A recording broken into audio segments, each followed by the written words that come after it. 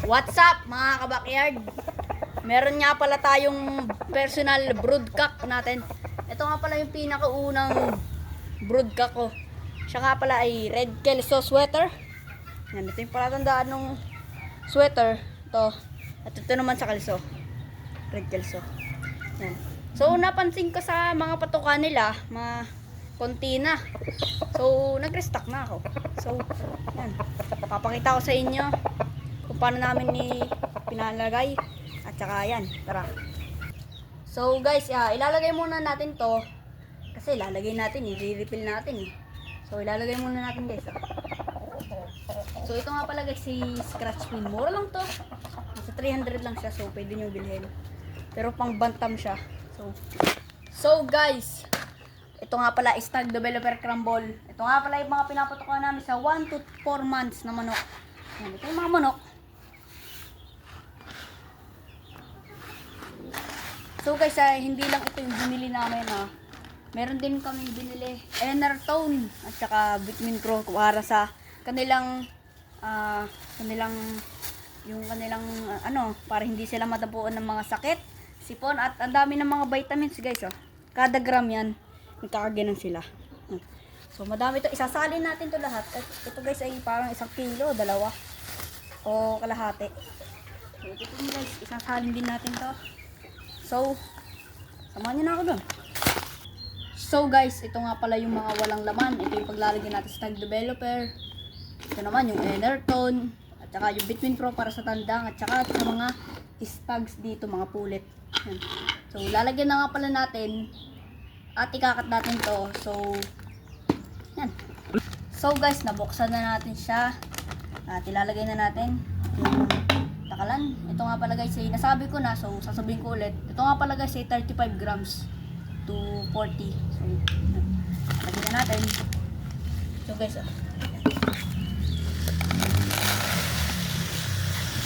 sakto-sakto lang yun guys.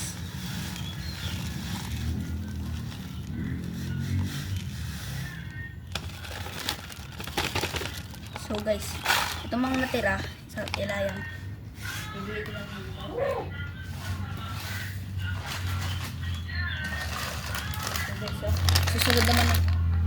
Susunod naman guys ay Enertone. So guys, dito nga pala sa lugar namin, ang dami nagbebenta ng scrabble. Sa background, dinig nyo naman yung sound. Ilalagay natin yung Enertone sunod. Wait lang guys. Yan. Yan guys. Ito yung Enertone, ilalagay natin. So guys, kaya parang ito'y kalahati o isa. Kasi alam ko na hindi to tatagal. Yan guys, alam ko na hindi to tatagal. Hanggang ito, parang hanggang dito lang guys. Yeah, hindi tatagal to. Yan guys, hindi tatagal. So kaya inunahan ko na. So ayan, daming pellet. Yung dati kong binilhan guys, wala siyang pellet, kakunti. Parang kinuhanan ba. So ayan, lalagay natin. Yan. So guys, ito ulit, satisfying sounds.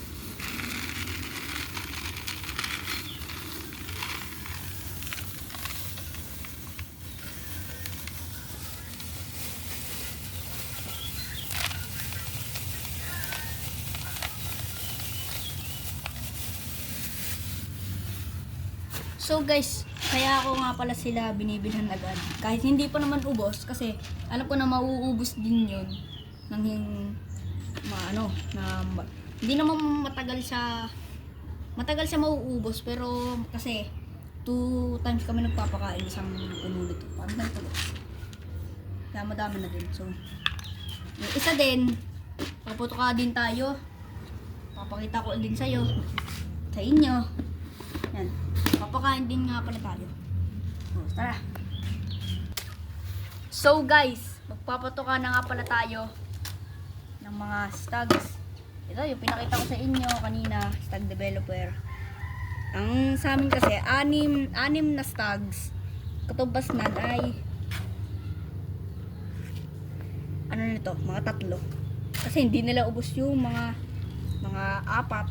Kaya, yan. Yan, ginay-ginan lang namin yan. Hanggat hindi sila 5 months, wine-wet feeding namin sila. Hanggat sila yung mag 5 months, dinadry feeding na namin sila. So, ito naman guys ay isa mga sisiw ng inahen. Ito. Pakita mo. Ayan, sisiw nan. Ito na, kasi 1 month na sila. So, yan. Isang takal lang ng ganan, o kaya isa't kalahati lang. Yan. So, guys, i-wet feeding natin din to. So, guys, may aso. Ayan nyo lang yan, guys. So, kasi ito guys yung tagapagprotekta ng dito, ng farm. Backyard pala, guys. Backyard. So, yan. Kasi ito naman sa tandang. Yan, ito guys, red kelso siya. So, guys, ikakat muna natin. So, guys, wet feeding tayo. Lalagyan natin ito ng mga tubig. At saka mga minerals na gamot. Ito guys ay Vitamin Pro, pinakita ko sa inyo. At favorite ko ilagay sa patoka. Sila yung nagpapa-healthy, pampagana, molasses. Guys, papakita ko sa inyo. Ganito lang. Ganito lang guys Yan nyo lang siyang guys, ganan. Bukasan lang natin konti. Yan. Ganan lang siya. Kasi wala pa yung mangyayari. Hindi niya pa yan mauubos. Kasi ina-absorb pa siya. So, move on na tayo dito sa kabila. Yan. Yan. So, taklaban nyo lang. Yan guys, antayin nyo lang. Tapos, haluin ko na ng kamay. Kasi guys, naubos yung stick ko na wala So, kamay lang muna tayo guys. Yan. Antayin nyo muna. Tsaka, lagyan na natin ito ng Vitamin Pro guys. Vitamin Pro. Konti lang na opening. Guys, hindi mabuksan. Guys, hindi natin mabuksan guys. So guys, nabuksan na pala natin siya. So, lalagyan na natin yan. Ito din. At saka guys, hindi magkukulang ang molasses. So guys, may dalawang paraan dito gamit. Una ay ihahalo sa patuka at hahaluin gamit ang tubig. Sunod, ipapainom mo to at ihahalo mo sa tubig. Ang paraan ko naman guys ay babasahin ko yung tubig, lalagyan ko ang Vitamin Pro at saka lalagyan ng molasses. Kasi guys, mas ano nila yun, madadigest ang wet feeding. Yun guys. So guys, ito naman guys.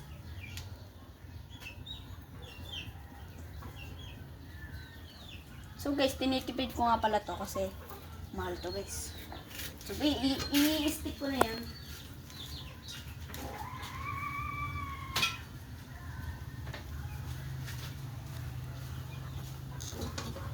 So guys, ito na yung stick. Halo-halo lang natin yan. Hanggat mag-ibang kulay. Lagyan pa natin molasses ng konti.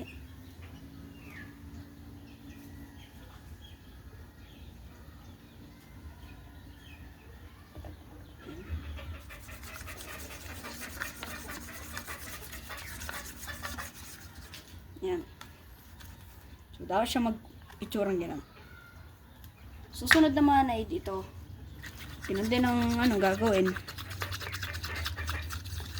Guys, ganun lang siya.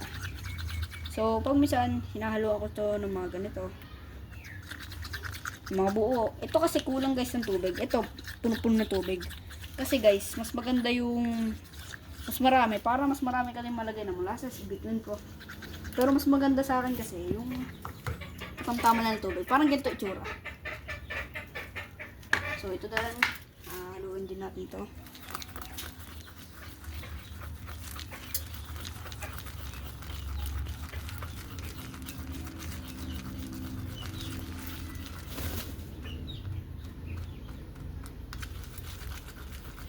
So, guys, yan. Lalagyan ko na ng Vitamin Pro. So, guys, parang itsura. Parang konti lang yung molasses. Kasi babasain din natin ito. Yan, guys, Yan, ganyan itsura. I-absorb din ito yung tubig. Parang yun sa mga baby stag. Yan. Diba guys, nag-iba yung kulay. So guys, abangan lang natin to. Kasi i-absorb pa nan. So unahan na natin yung mga stag, inahen. Yan. Unahan na natin. So guys, kaya may divider kasi sila nag-aaway-away. So yan, paputukan na nga pala tayo. Peace out. So guys, tapos na nga pala tayo. Lahat ito, nalagyan na ng tubig, molasses, Vitamin Pro, at saka yung patukan ng tandang. Kita-kita nyo, antay na siya.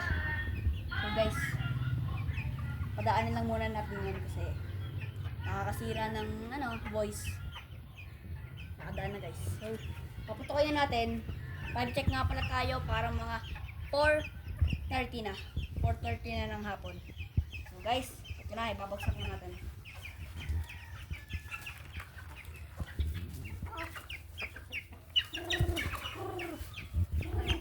So guys, halata nyo na ba na may inahin dyan?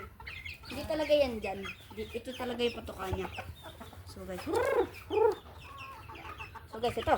Nakain siya guys. Ito naman guys, yung pinakita ko sa inyo ay hindi pa to na absorb. Ngayon, na-absorb niya na. So ito yung ipapakain natin dito. So ayan na. Unang to guys. Malakas kasi to tumuka. Pag minsan hindi niya kaya tumuka, pag minsan kaya niyang ubusin to lahat. So, yung bitaw.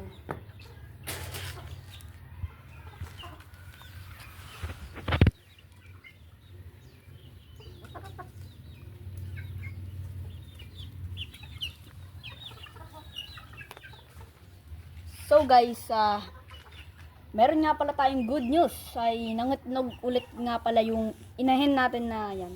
Yung 5K sweater. At papakita ko sa inyo kung ilat itlog na siya. So guys, ang kanyang naitlog ngayon ay 6. Yung pinakita ko sa inyo dati noon ay mga 3 lang siya. Kasi pinababa namin yung inahin kapag off camera. Minsan 1 a day ay mga 3 beses once a day. So guys, like and share nyo naman tong video na to. I-follow nyo ako sa TikTok, at sa YouTube, sa Facebook, at magsisimula na nga pala tayo mag-post sa Facebook. So, peace out mga kabakyard. Peace.